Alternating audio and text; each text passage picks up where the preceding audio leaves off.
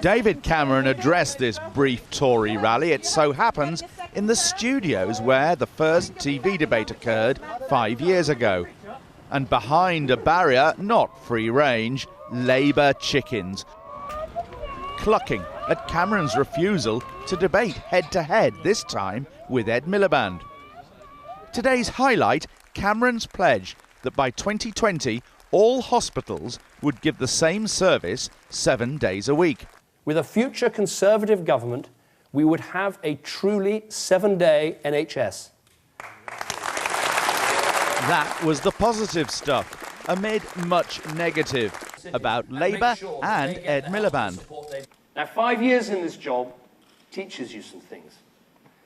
I know what this role needs, and frankly, I don't think Ed Miliband has it.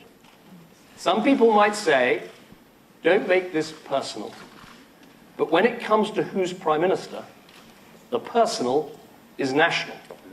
The guy who forgot to mention the deficit, he could be the one in charge of our whole economy. The Prime Minister spent almost as long attacking Labour here as he did promoting his own party. But as Mr Cameron said, this election is on a knife edge. And most delegates concede getting a Tory majority this time will be hard. It could be a similar outcome to 2010. If it was the same result as last time, would you prefer another coalition government or go it alone?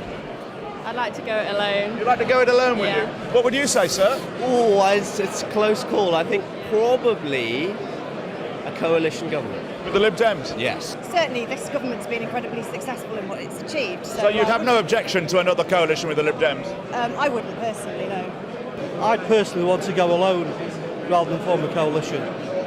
Why is that? Well, the Lib Dems let us down last time. In what way? Well, they reneged on the vote for Europe for the referendum.